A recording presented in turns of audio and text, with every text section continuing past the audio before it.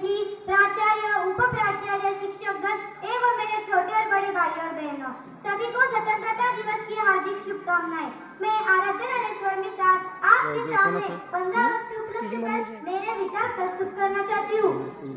महोदय, डर अक्सर तब गुजरने लगता है जब अपनी आंखों के सामने ताज, पुलवामा, छत्तीसगढ़ में शहीद हुए जवानों के शत-विशत अर्धजली शरीरों के टुकड़े, रेत के टीलों से ऊपर आती लाशों के ढेर और कश्मीर की खून से सजी लाल रंग की सड़कों के दृश्य सामने आते हैं। महोदय, अब तो हमारा तिरंगा झंडा भी हमसे पूछने लगा है कि क्या बात है भारत? आजकल मैं आसमान में फेरंग से ज्यादा कफन में दफनाने के क्यों काम आ रहा हूँ? क्या हम कुछ भूलते जा रहे हैं? जब आप इस तिरंगे को देखते तो आपको क्या दिखाई देता है? 3 रंग, एक कपड़ा, एक राष्ट्रीय प्रतीक या फिर स्कूल, कॉलेज, ऑफिस समारोह में पहने जाने वाला एक कपड़ा?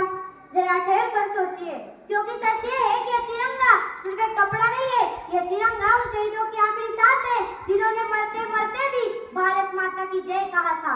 ये तिरंगा उन माताओं के आंखों के आंसू है जिन्होंने अपने जवान बेटे को घर से विदा करते समय कहा था, बेटा लौटना तो सही सलामत, अगर लौट ना सको तो तिरंगे में लिपट कर जरूर लौटना। ये तिरंगा उस पिता का गर्व है जो अपने शहीद बेटे के शहादत को रोते हुए कहता है कि मेरा बेटा मरा नहीं, भारत मां के काम आ गया। ये तिरंगा उस पत्नी का साहस है जो अपने सुहाग की अंतिम परीक्षा में भी अपना सर झुकने नहीं देती। और ये तिरंगा उस बच्ची का प्रश्न है जो अपने शहीद पिता की तस्वीर अपने हाथ में लेकर अपनी माँ से पूछता है कि माँ, पापा कब आएंगे? महोदय, आज अगर हम इस आजादी में सांस ले पा रहे तो ये किसी सरकार की मेहरबानी से नहीं मिली, हमें एक आजादी किसी नेता की कोशिश से नहीं मिली। ये आजादी हमें लाखों अनंत चेहरों की कुर्बानी से मिली है। ये आजादी जेलों के दीवारों से मिली है। ये आजादी फांसी के फंदों से मिली है। ये आजादी लाठियों के चोटों से मिली है। ये आजादी गोलियों के आवाजों से मिली है। ये आजादी हमें उन सपनों से मिली है जो भारत की मिट्टी में बोए गए थे। आज अगर हम ये कह पा रहे हैं कि हम भारतीय हैं, तो इसके पीछे हर किसी ने अपना सब कुछ खोया था। तिरंगा यूं हवा में नहीं लहराया जाता है, इसके पीछे शहीद का दर्द छुपाया जाता है।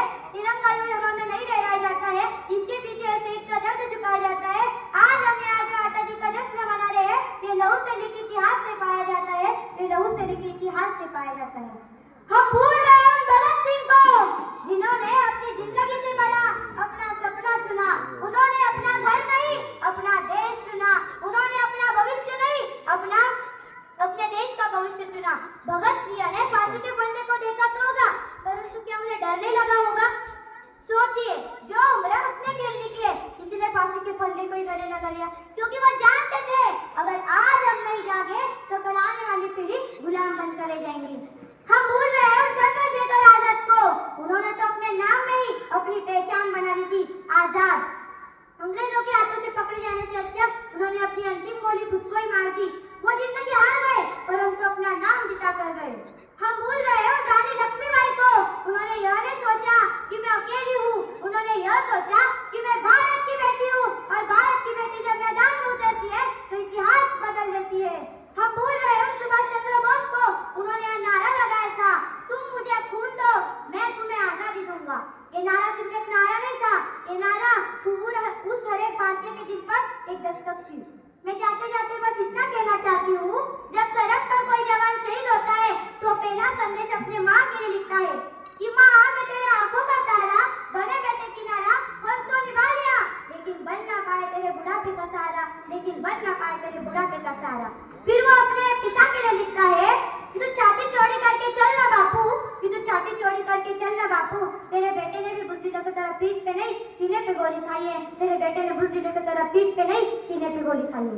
फिर अपने बहन के लिए लिखता है कि मेरी प्यारी बहना, मैं तेरी डोली उठा ना पाया, कि मेरी प्यारी बहना, मैं तेरी डोली उठा ना पाया, तेरे हाथ पैरों को सोने चांदी से सजा ना पाया, इस मिट्टी का मुझ पर इतना दर्द था कि मैं तेरे राखी का फर्ज निभा ना पाया, कि मैं तेरी राखी का फर्ज निभा ना पाया। फिर अपने पत्नी के लिए लिखता है कि बस कुछ पल के लिए अपने आंसू छुपा लेना, कि बस कुछ पल के लिए अपने आंसू छुपा लेना, जब मैं तिरंगे में लिपट कर घर लौट आऊं तो बस एक आखिरी बार सीने से गले लगा लेना, बस एक आखिरी बार सीने से गले लगा लेना। जय हिंद, जय भारत। अब 7 बार